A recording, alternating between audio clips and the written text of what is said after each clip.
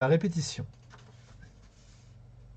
Bon, vas-y. Tu es Josiane, tu prends un air innocent, tu minaudes, tu dis «Oh non, mon mari, vous pourrez rentrer! Le drame!» Vas-y, lance-toi. Le ton, ce n'est pas vraiment ça.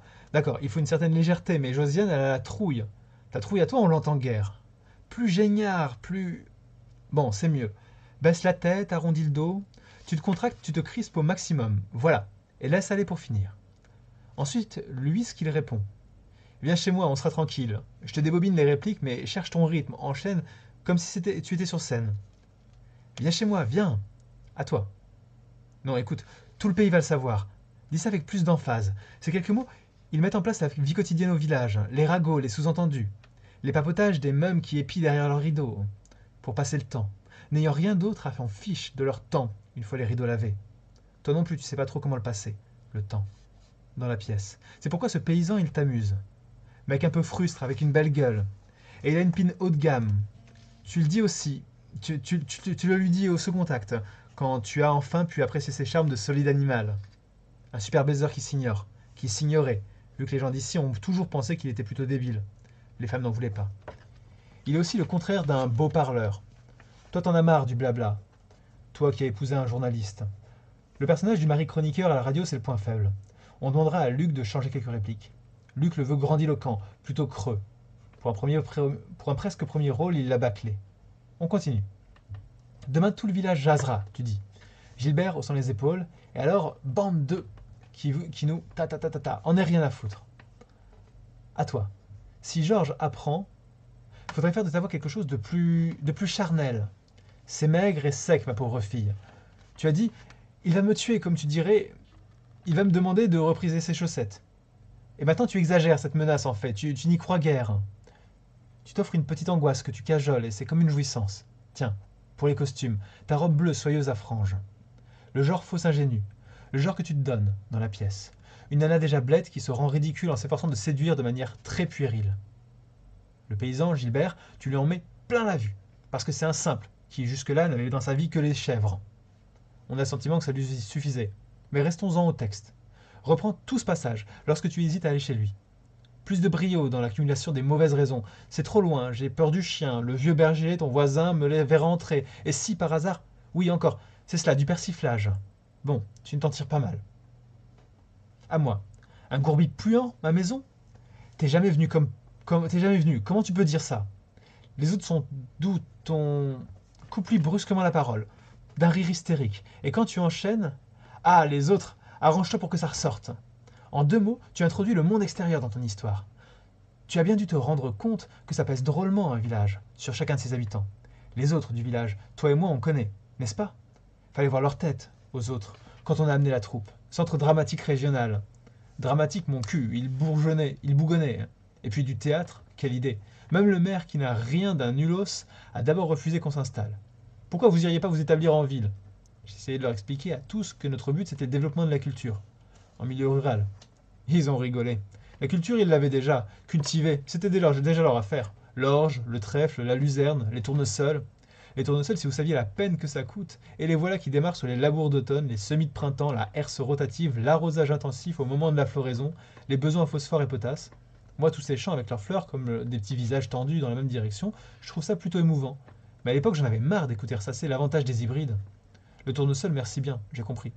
La culture du tournesol, et après l'extraction de l'huile et l'utilisation du tourteau pour les bêtes, on s'éloigne du texte. Reprenons la tirade à Gilbert. Mais là là là, oui, bon, c'est mieux. Tu as pigé le truc de faire passer la sensualité dans des mots ordinaires. Ta façon de procéder, j'imagine. Quand tu parles à ce type, Adrien, c'est pourquoi il te regarde dans des yeux avec des yeux exorbités, et que dans le patelin, les gens causent. Pauvres gens, ça les occupe. Leur expérience est plutôt morne. Même la télé, ils la reçoivent pâle et brouillée. L'émetteur est faiblard. Je m'étais figuré qu'ils ne seraient pas fâchés de nous voir arriver. Du moins les plus dégourdis. Remarque, sous leur mépris, il y a de la jalousie, je suppose. Moi, je rêvais d'une sorte de fraternité. On leur amenait un écho de la vie citadine et eux, ils nous donnaient... je voyais ça comme un système d'échange enrichissant. C'était genre, qu'on vient de l'idéalisme primaire. J'y voyais... Enfin, j'y croyais... Enfin, rien n'est perdu. Toi, à ce qui paraît, tu te défends sur le plan de l'entente cordiale, avec cet Adrien, dans la pièce aussi. Toi et Gilbert. Ça reste un cas particulier. Et puis tu allais dénicher un mec dont, hélas, tout le monde se gausse. L'Adrien. Il est considéré comme l'idiot du village. Peut-être à tort, je te l'accorde. Bon, tu fais rien de mal avec Gilbert. C'est ce qu'on dit dans la pièce. C'est toi qui le dis. Mais je ne fais rien de mal. On saute la ligne suivante. L'engueulade de la belle-mère. Josiane, vous vous affichez avec ce rustre. Il veut ta. Il est pas. Hein.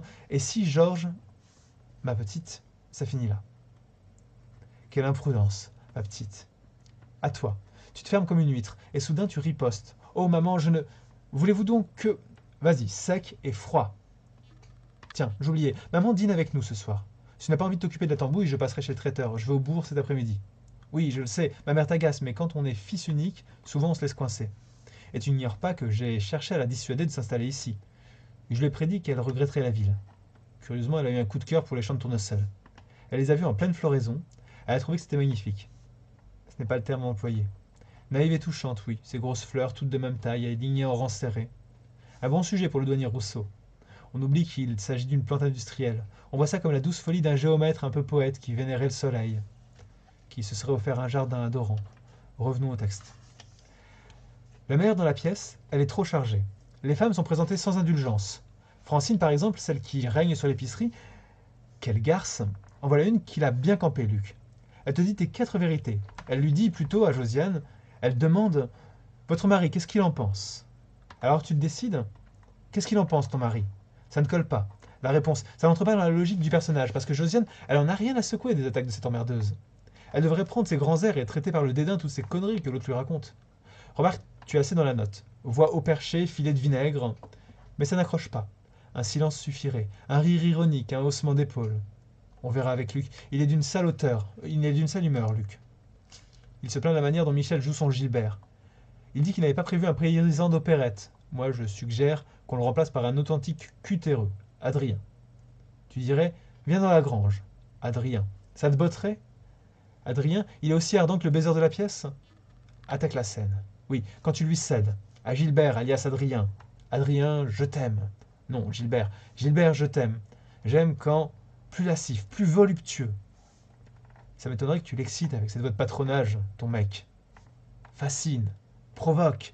Le texte de Luc le permet. Toi, quand tu parles du désir, on dirait que tu n'y connais rien.